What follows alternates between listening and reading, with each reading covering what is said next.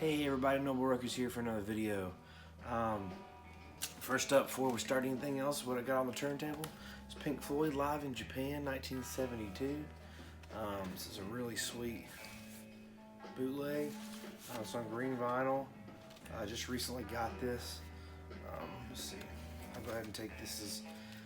This is not actually pressed in Japan. This is like an aesthetic to make it look cool. They did that sometimes. So to take that off, I'll show you the inside gatefold real quick before we get started. So here we go. So, pretty cool.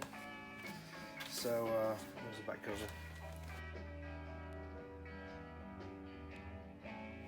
So anyways, a few months, or a couple months ago, I guess, I bought a record store.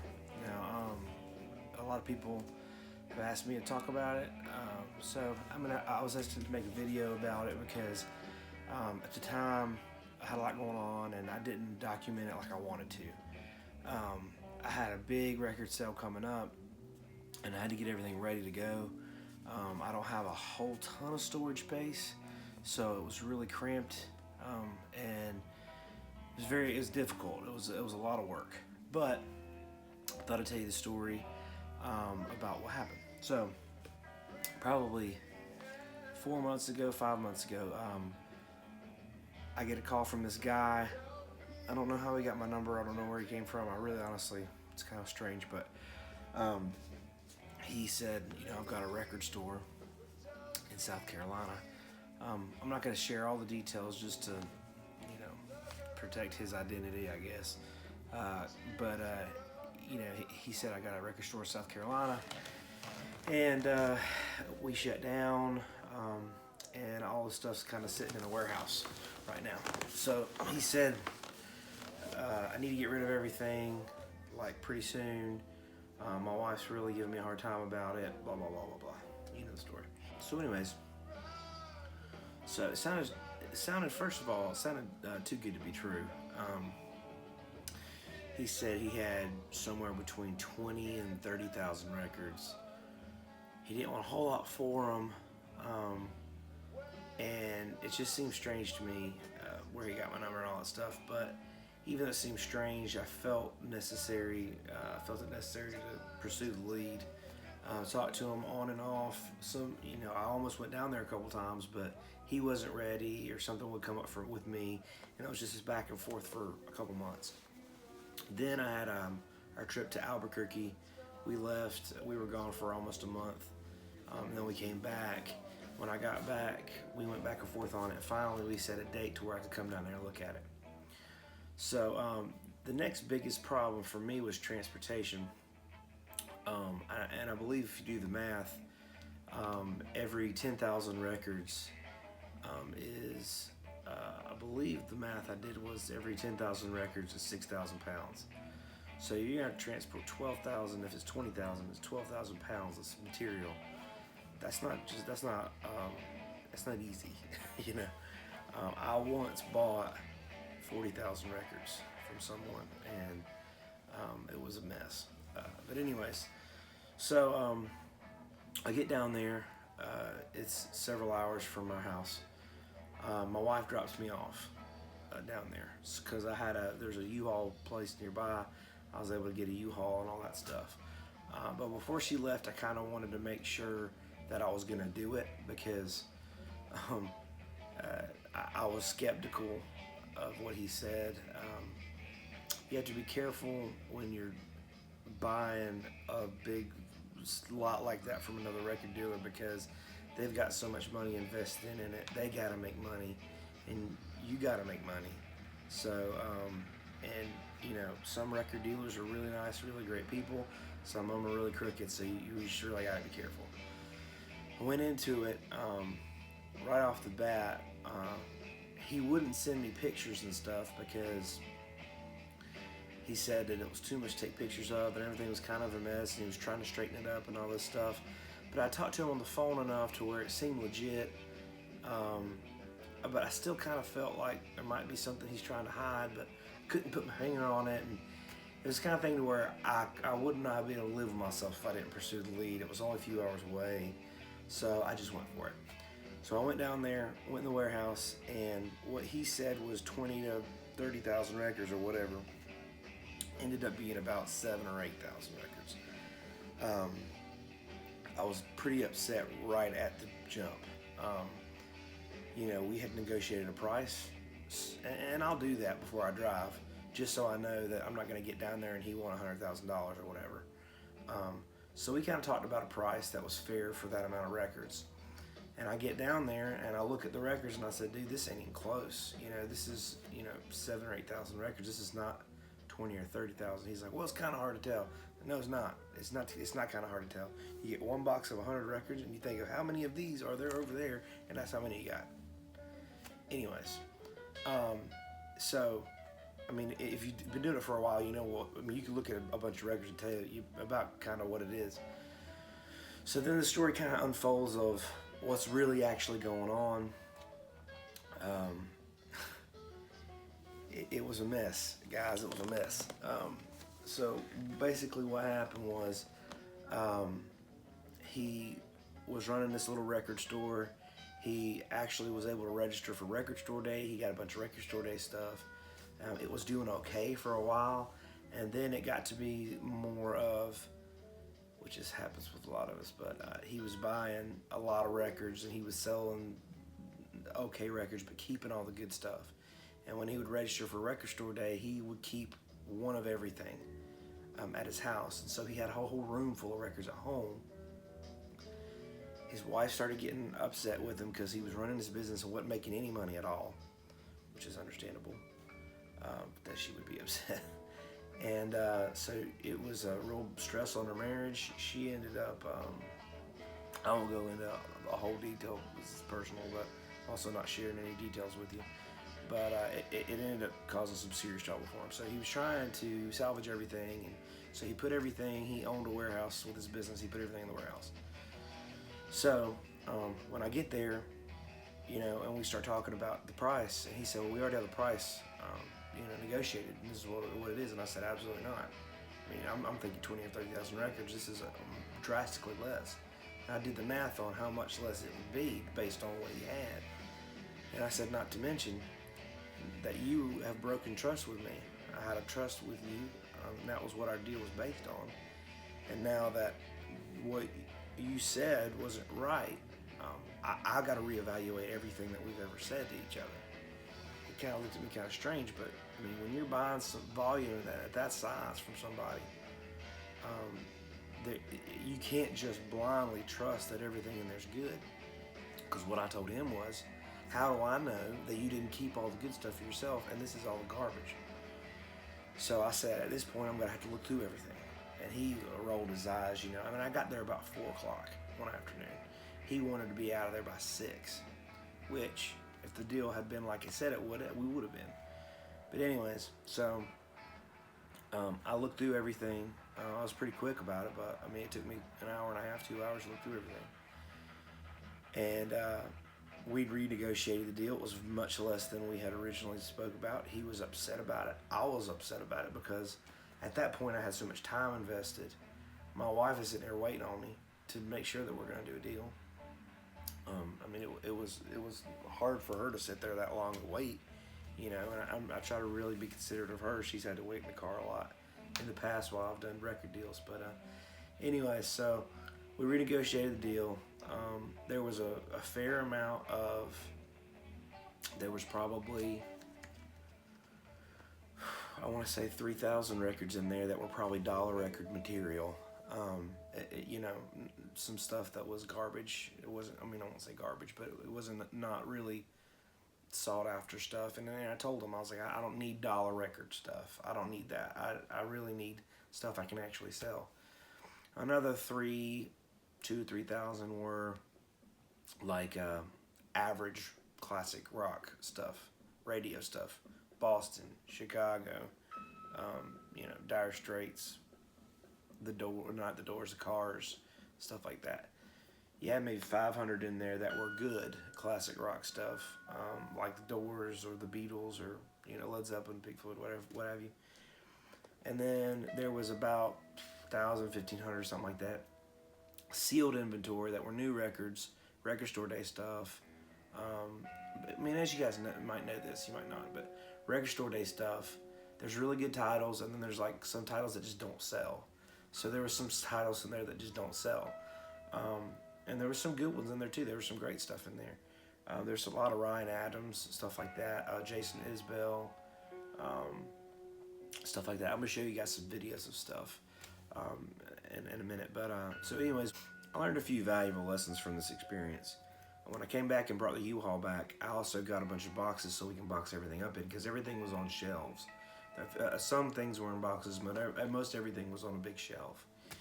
And so he was helping me box everything up, and I really underestimated how long this was going to take, because at this point it was 6:30.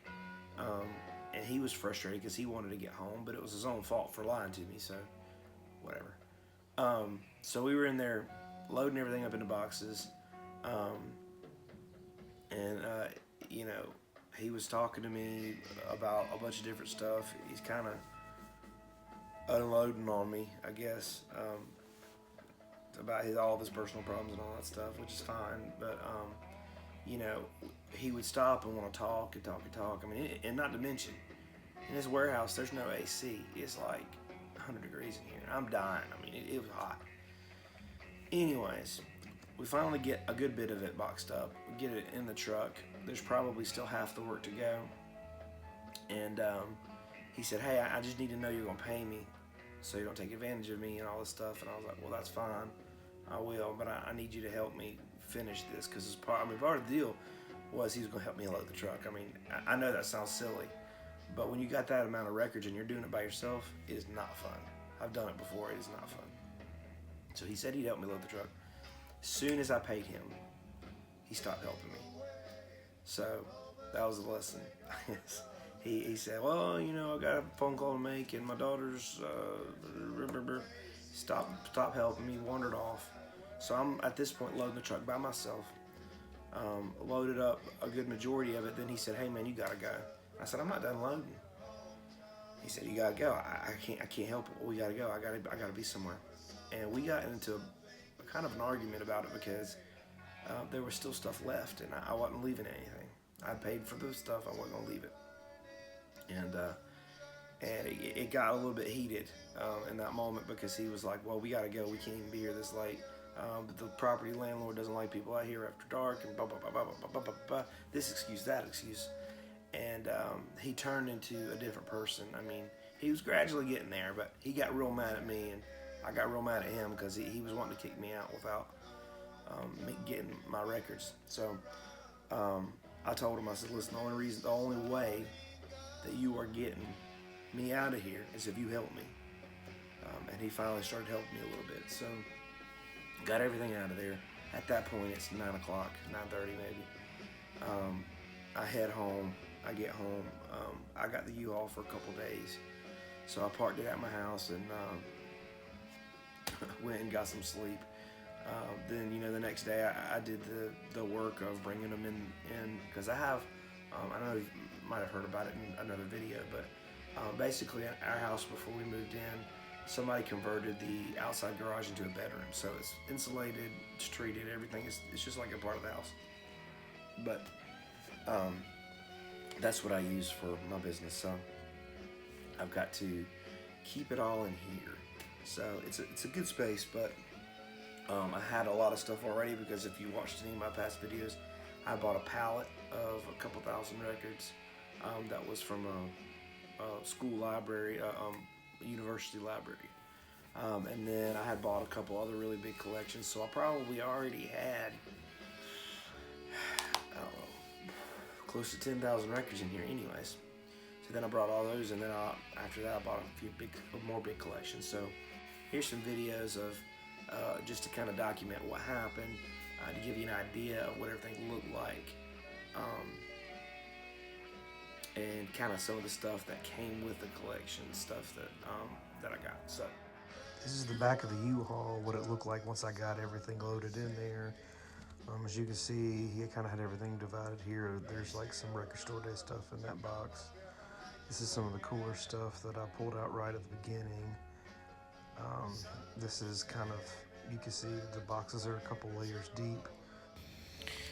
Well, this is what it looks like when you buy out a record store. All the inventory, you can see there's some pretty dope stuff in here. The Sweet Husker Du box set. Go back into this box, you got some Circa Survive, you got some Jason Isbell, some Coheed and Cambria. Hey, even got some Dixie Chicks. This is kind of what my storage looked like. The stuff against the wall, I already kind of had that there. So I tried to consolidate as best I could. As it goes around, you can kind of see how many boxes and boxes we had. I had to transfer these to other boxes because these were so bad. But yeah, I mean, we're looking at, 7,000 to 9,000 records, something like that in there. Some pretty decent stuff. But you can kind of see as it pans around the side how deep it goes back there in the back. And here's kind of a flip video of some of the stuff that I had. As you can see, all the stuff at the front's like record store day stuff, except for that Radiohead. This Raw Power is a compilation of like Stooges covers, Diarrhea Planet.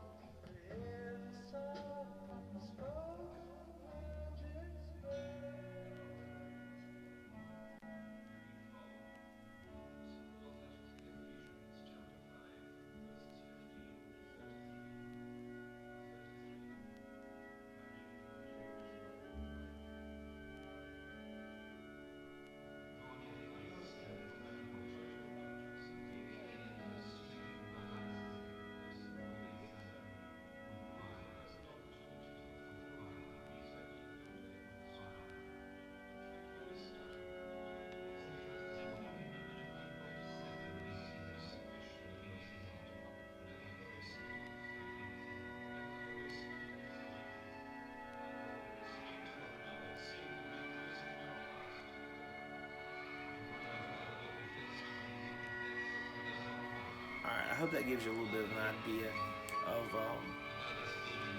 what I was dealing with. In this situation, it was profitable for me, but not not lucrative. Sometimes you get a really good deal, sometimes you don't. Sometimes you get put in a situation and you're lied to, and you kind of got to make the best of it, which was kind of where I was at with that. So, not a great story. It's not a super fun story. It was very frustrating for me, but I was going to give you guys some practical advice if you ever come across something like this, where you're buying a big collection or you're buying a big lot of records. First of all, if someone seems like they're hiding something from you, they probably are. And I don't mean you shouldn't trust people, but some people are out to get you. Not everybody, but some people are trying to take advantage of somebody. So take your time. Don't be rushed. When somebody's rushing you, they're probably trying to take advantage of you, So when you get in a situation like that, the most important thing to do is just slow down. Don't get stuck.